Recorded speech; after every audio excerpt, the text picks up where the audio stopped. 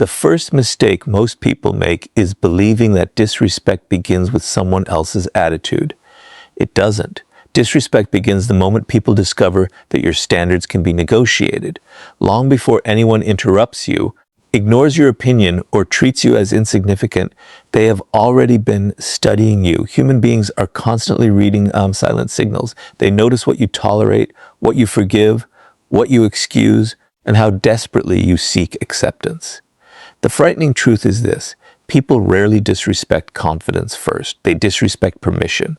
And permission is often given without a single word being spoken. Robert Greene repeatedly reveals one principle throughout his work.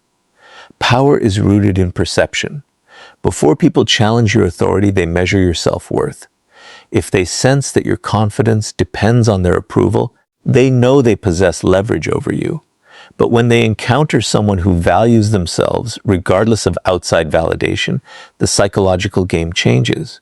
Suddenly, disrespect becomes risky because they no longer control the outcome. This is why self-respect is not simply a personal virtue. It is a strategic weapon. It silently communicates that there are consequences for crossing your boundaries. Not consequences born from anger or revenge, but consequences born from your willingness to walk away, withdraw your attention, or remove your presence completely. People fear losing access to those who refuse to tolerate disrespect far more than they fear loud displays of aggression. Look carefully at the people who naturally command respect wherever they go. They are not constantly proving themselves. They are not chasing recognition. They don't interrupt conversations just to be noticed. In fact, they often speak less than everyone else. Yet when they do speak, people listen. Why? Because their behavior tells the room one undeniable truth: my value does not depend on your opinion. That quiet certainty creates psychological pressure. Others become careful because they realize this person cannot be manipulated through approval, guilt, or intimidation. Now compare that to someone who constantly seeks acceptance. They laugh at jokes made at their expense. They apologize for things that require no apology. They change their opinions to avoid disagreement. They ignore repeated disrespect because they fear losing relationships. At first, people may appreciate their kindness, but over time, appreciation turns into familiarity. Familiarity turns into entitlement, and entitlement eventually becomes disrespect.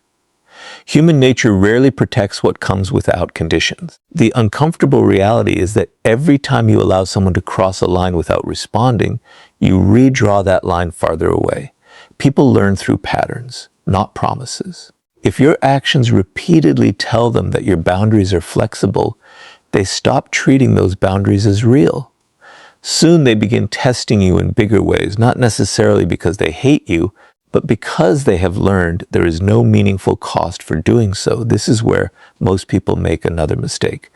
They believe respect is earned by being agreeable, but history, leadership, and psychology all reveal something different.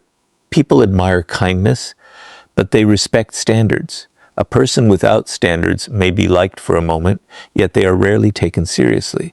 The individual who calmly protects their dignity, even when it creates discomfort, becomes unforgettable. They establish a reputation that travels ahead of them. Others begin thinking twice before crossing someone who has already shown they will never compromise their self-respect for temporary approval. Notice that true self-respect never needs to announce itself.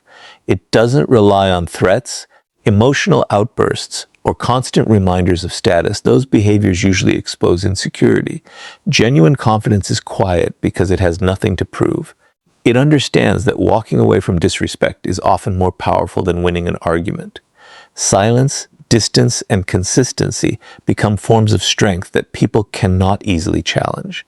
The paradox is simple. The less desperately you seek respect, the more naturally you receive it. The moment people realize your identity is not for sale, your principles are not negotiable, and your dignity cannot be purchased with attention or approval, they begin treating you differently. Not because you demanded respect, but because they understand that disrespect will cost them access to someone who knows their own worth. And once you've established that unshakable foundation, the next step is learning to make every word carry enough weight that people think twice before ever crossing you again. Once you've built unshakable self-respect, the next challenge is making sure people recognize it without you ever having to announce it. This is where most people fail. They believe authority comes from speaking more, explaining every decision, or winning every argument. But in reality, the more desperate you are to be understood, the less powerful you appear. Every unnecessary explanation reveals something deeper. It suggests that you need other people's permission to feel justified. And the moment people sense that need, they realize they have influence over you. Powerful individuals understand a principle that most people overlook. Words are valuable only when they are scarce. The person who speaks endlessly gives everyone access to their thoughts, emotions, and intentions. There is no mystery left, no uncertainty. And when people completely understand you, they also learn how to predict you. Predictable people are easy to manipulate. They know exactly which buttons to press, which criticisms will provoke you, and which compliments will win your approval. Robert Greene often emphasizes that mystery creates power. The less people know about your inner world, the more carefully they must approach you. Human beings naturally fear what they cannot fully predict. This is why the quiet person in a room often attracts more attention than the loudest one. While everyone else is competing to be heard, the silent observer is gathering information. They are watching personalities, weaknesses, ambitions, and emotions unfold without revealing their own hand. In every social interaction, information is power. The one who reveals less usually possesses more. Think about someone who feels the need to defend themselves every time they're criticized.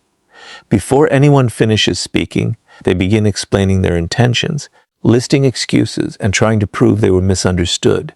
Their words may be logical, but psychologically, they communicate insecurity. They tell others, "Your opinion affects me enough that I must convince you." Now compare that with someone who listens calmly, responds only if necessary, and refuses to justify every decision. Their silence creates uncertainty. People begin questioning themselves instead. They wonder whether their criticism had any effect at all. That uncertainty quietly shifts the balance of power. This doesn't mean becoming cold or refusing to communicate. It means becoming intentional. Every sentence should have a purpose. Every opinion should add value. People naturally respect those whose words carry weight because they know those words are never wasted. Imagine two leaders entering a meeting. One dominates every conversation, interrupts constantly, and speaks simply to fill the silence. The other listens carefully, allows everyone else to reveal their thoughts, and then offers only a few precise observations. Which one do you think leaves the stronger impression? More often than not, it is the second. Their restraint creates authority because people instinctively associate control over speech with control over emotion. Silence also protects you from one of the greatest dangers in human interaction, revealing your weaknesses too early. Every unnecessary complaint, emotional reaction, or impulsive confession provides others with information they may eventually use against you. Not everyone has bad intentions, but human nature remembers vulnerability. In moments of competition, conflict, or disagreement, people often reach for whatever knowledge gives them an advantage. The less ammunition you provide, the harder you become to challenge. There is another psychological effect that silence creates. It forces others to fill the empty space. Most people are uncomfortable with silence, so they begin talking. They reveal secrets, opinions, fears, and motivations without realizing it. While they expose themselves, you remain composed, collecting valuable insight.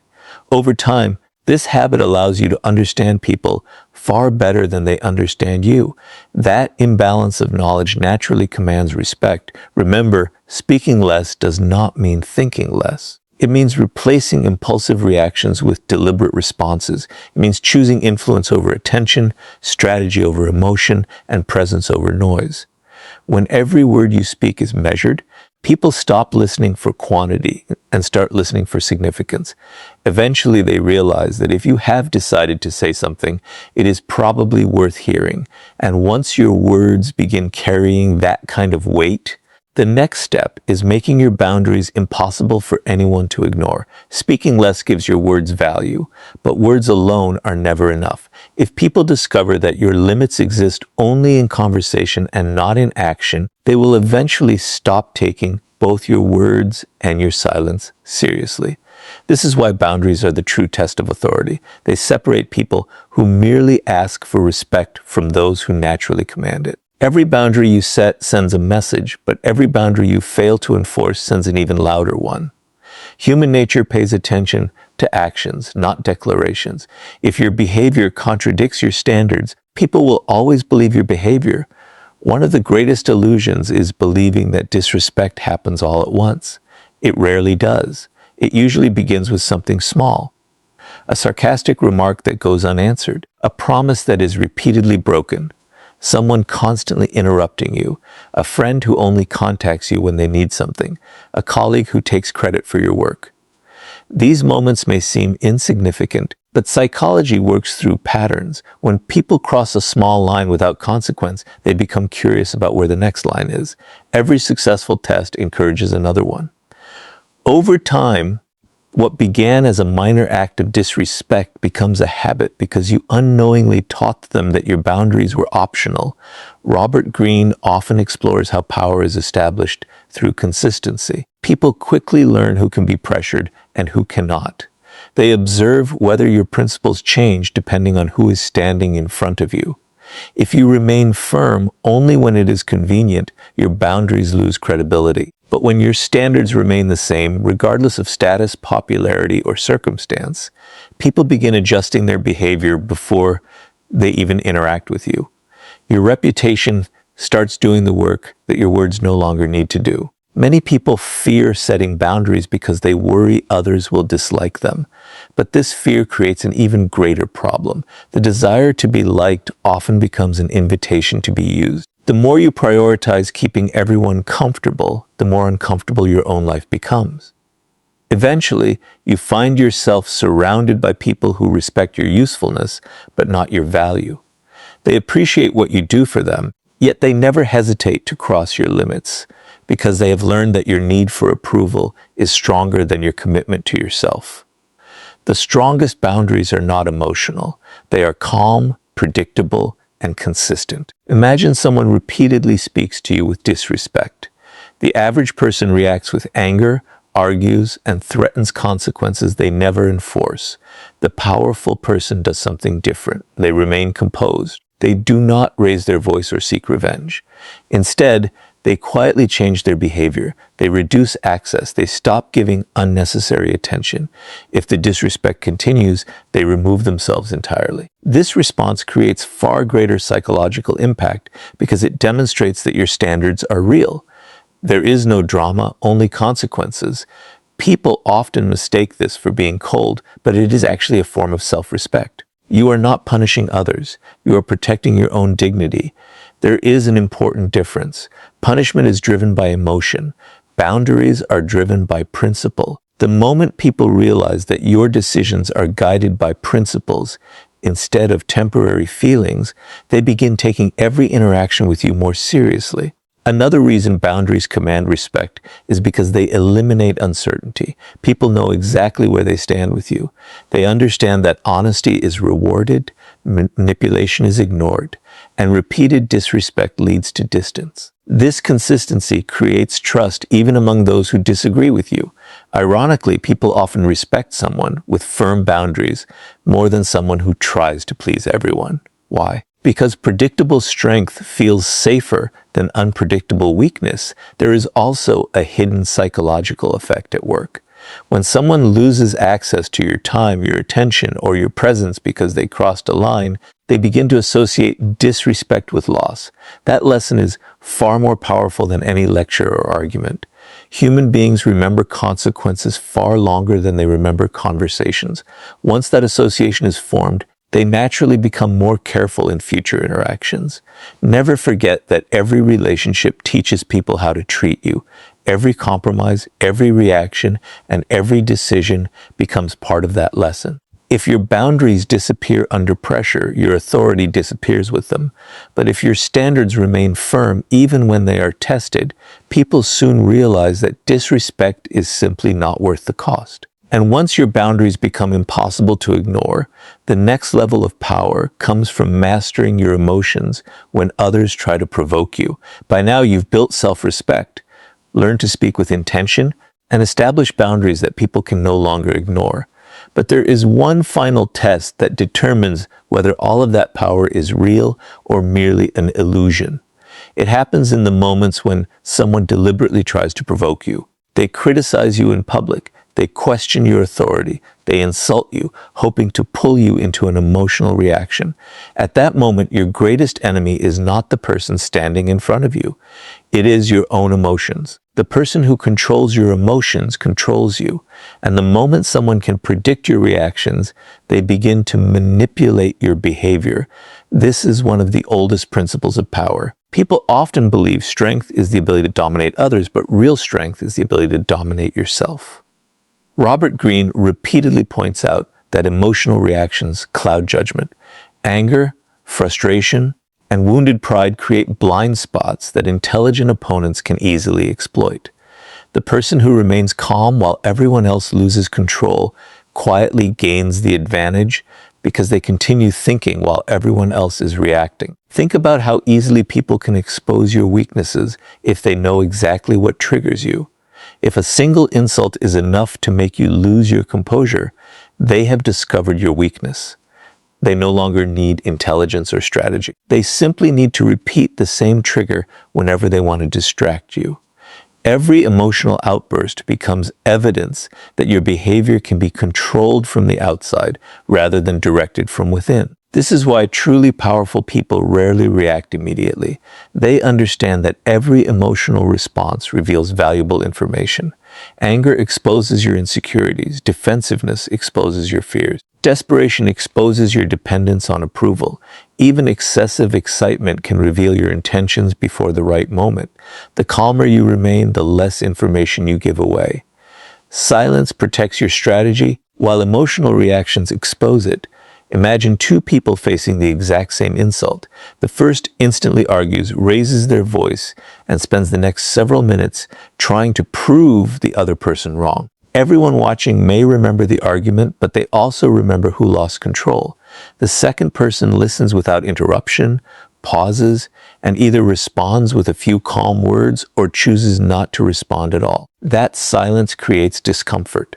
Suddenly the attention shifts away from the insult and toward the person who refused to be emotionally shaken. Instead of looking weak, they appear impossible to manipulate. This doesn't mean suppressing emotions or pretending they don't exist. Every human being experiences anger, disappointment, and frustration. The difference is what happens between feeling and acting. Powerful people create space between the two. They allow emotions to settle before making decisions. That short pause often prevents mistakes that emotional people spend years trying to repair. There is another psychological reason emotional control commands respect. Most people expect predictable reactions. They expect anger after an insult, panic during pressure, or fear when challenged. When you refuse to react in the expected way, you introduce uncertainty. Uncertainty makes people cautious. They begin wondering what you are thinking, what your next move will be, and whether provoking you was actually a mistake. That uncertainty alone can discourage future disrespect because people hesitate to challenge someone they cannot emotionally read. History repeatedly shows that great leaders, skilled negotiators, and influential individuals share this quality. They do not allow temporary emotions to dictate permanent decisions. They understand that every emotional explosion gives away power that may never be recovered. Remaining composed is not passive. It is strategic. It allows you to choose your response instead of letting someone else choose it for you. Perhaps the greatest advantage of emotional discipline is that it protects your reputation. People eventually forget arguments, but they rarely forget composure. Over time, they begin associating you with stability, confidence, and self-control. They realize that intimidation, insults, and manipulation simply do not work on you. Once that reputation is established, many conflicts end before they even begin because people instinctively look for easier targets. In the end, people don't fear the loudest person in the room. They fear the one who cannot be emotionally controlled. When others realize they cannot provoke you into making mistakes, they lose one of their most powerful weapons. And once your emotions are completely under your control, the next step is becoming so valuable that people fear losing your presence more than they value disrespecting you. Once you become emotionally unshakable, you reach a point where arguments no longer define your power. But there is another level that makes people think twice before ever disrespecting you. It is not your words. It is not your temper. It is your value. Human nature operates on a simple principle. People protect what they fear losing. If your presence is common, your attention is unlimited, and your time is available to anyone at any moment, people slowly begin to take you for granted. Familiarity without value breeds indifference, and indifference is often the beginning of disrespect. This is why powerful people never make themselves endlessly available. They understand that attention is one of the most valuable